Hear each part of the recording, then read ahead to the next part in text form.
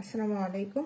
আজকে আমরা organic chemistry 1 এর বা অনার্স ফার্স্ট ইয়ারের অর্গানিক কেমিস্ট্রি 1 এর প্রথম অধ্যায় থেকে সবথেকে গুরুত্বপূর্ণ যে প্রশ্নগুলো আছে সেগুলো দেখার চেষ্টা করব। এই আমাদের অধ্যায়টা অর্গানিক কেমিস্ট্রির প্রথম যে অধ্যায়টা রয়েছে এই অধ্যায়টা হচ্ছে আমাদের অর্গানিক কেমিস্ট্রি একদম ভীতি, মানে এখান থেকে যদি আমরা ভালো মতো না বুঝে শুনে পড়ি তাহলে অর্গানিক কেমিস্ট্রিতে আমাদের অনেক কিছু ল্যাকিংস থেকেই যায়। আমরা অনেকেই দেখা যায় যে অর্গানিক কেমিস্ট্রি ভালো করতে পারি না। এখন কেন ভালো করতে পারি না বলো তো? যে আমাদের অর্গানিক কেমিস্ট্রি আমাদের মনে আগে থেকে আছে যে আমাদের অর্গানিক কেমিস্ট্রি অনেক কঠিন। আর আমরা করি কি যে আমরা অনার্সে আসার পরে সেই ইন্টারের লেভেলের বা আমাদের ক্লাস 9-10-এ যেরকম মুখস্থ করে করে সব কিছু পড়েছিলাম আমরা অনার্সে এসেও সেই রকমই মুখস্থ করার চেষ্টা করি, এই জন্য আমরা অনেকে পিছিয়ে পড়ে যাই। সো আমাদের অর্গানিক কেমিস্ট্রিটা কি করতে হবে বলো তো? কনসেপ্ট বুঝে বুঝে পড়তে হয়। আমাদের প্রথম যে অধ্যায়টা রয়েছে অর্গানিক কেমিস্ট্রি সেটা হচ্ছে মৌলিক জৈব রসায়ন। এই মৌলিক জৈব রসায়নে কি কি রয়েছে বলতো? এখানে মূলত আমাদের জৈব যৌগের নামকরণ বা জৈব যৌগ অজৈব যৌগের মধ্যে পার্থক্য, আমাদের বিভিন্ন রকম সমানতা, পাই বন্ধন, সিগমা বন্ধন, sp2 sp3 সংকরায়ন, বা আমাদের ধরে নাও যে জৈব যৌগের যেগুলো শ্রেণীবিভাগ, আমাদের পাই বন্ধন, সিগমা বন্ধন, এইসব যেগুলো বন্ধন রয়েছে সেগুলো আবার দেখা যায় যে এখানে আমাদের রেজোন্যান্স সম্পর্কে ধারণা দেওয়া হয়েছে, আবার সমযোজী বন্ধন, সন্নিবেশ বন্ধন, ফ্রি রেডিক্যাল ইত্যাদি বিষয় নিয়ে আলোচনা করা হয়েছে আমাদের জৈব যৌগের প্রথম অধ্যায়ে বা মৌলিক জৈব রসায়নে। এই জৈব রসায়নে আমাদের প্রথম অধ্যায়ে যেসব গুরুত্বপূর্ণ প্রশ্ন রয়েছে, আমাদের জৈব রসায়ন যদি আমরা প্রথম অধ্যায়টা ভালোভাবে না বুঝে পড়ি তাহলে বাকি যেসব অধ্যায় রয়েছে সেগুলো অধ্যায় আমাদের কাছে অনেক কঠিন লাগবে। সো আমরা এই অধ্যায়টা মানে প্রথমে শুরুর যে অধ্যায়টা রয়েছে সেই অধ্যায়টা বুঝে শুনে কনসেপ্টগুলো কি চাচ্ছে, কোথায় থেকে যাচ্ছে, কোথায় থেকে এই জিনিসগুলো আসছে সেগুলো সবকিছু ক্লিয়ারভাবে বুঝে তারপরে এই প্রশ্নগুলো সলভ করার চেষ্টা করব। আমরা কখনোই বুঝে পড়ার চেষ্টা করব না। তাহলে চলো প্রথম অধ্যায়ে কি কি গুরুত্বপূর্ণ প্রশ্ন রয়েছে সেগুলো দেখে নেই। তার আগে বলে নেই যে যারা আমাদের হোম টিউটর 55-এ ফিজিক্স, কেমিস্ট্রি এবং ম্যাথ নিয়ে পড়তে চাও তারা অবশ্যই 01767351308 এই নাম্বারে হোয়াটসঅ্যাপে নক দাও এবং এখনই যুক্ত হয়ে যাও। তাহলে চলো যে প্রথম অধ্যায়ে আমাদের কি কি গুরুত্বপূর্ণ প্রশ্ন রয়েছে। প্রথম অধ্যায়ে আসা প্রশ্নগুলোর মধ্যে আমার প্রথমে বলতে হয় যে এই যে আমাদের বিভিন্ন ধরনের বন্ধন, যেরকম সিগমা বন্ধন, পাই বন্ধন, এই প্রশ্নটা আমাদের পরীক্ষাতে বলতে গেলে চোখ বন্ধ করে আসে।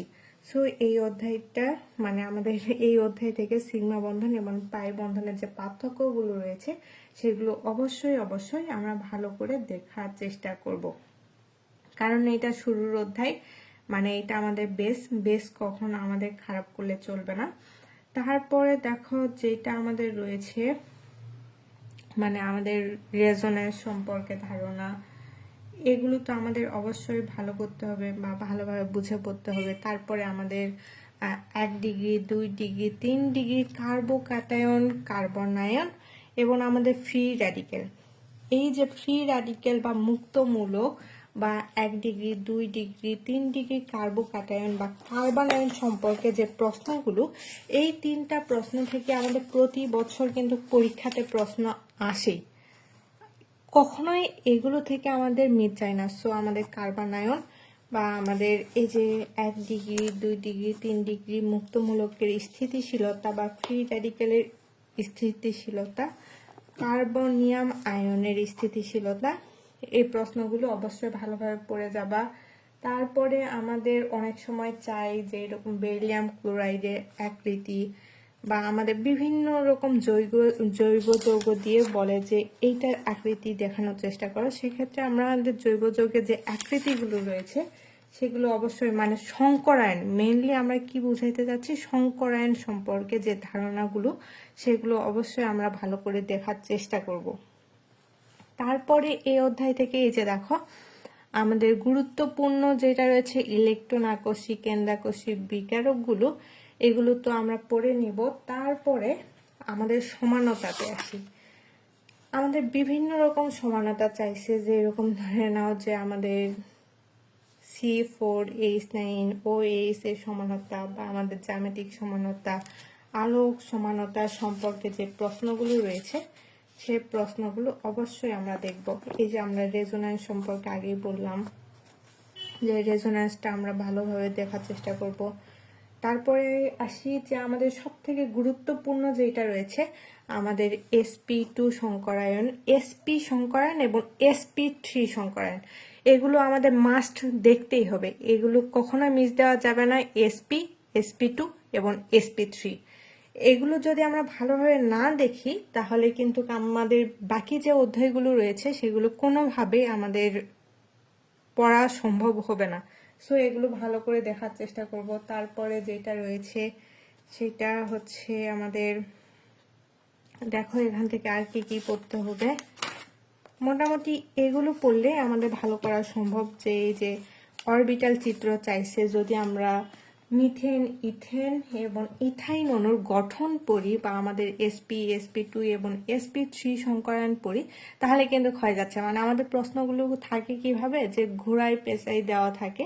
যদি আমরা একটু ভালো করে বুঝে শুনে পড়ি তাহলে একটা প্রশ্ন পড়ে 2-3টা প্রশ্ন পড়া হয়ে যাচ্ছে। সো আমরা কি করব, বুঝে শুনে পড়বো। তারপর টিকার মধ্যে রয়েছে মেসোমারিক ফল, টোটোমারিজম, আবেশিত ফল, অনুরণন বা আমাদের সমানতা।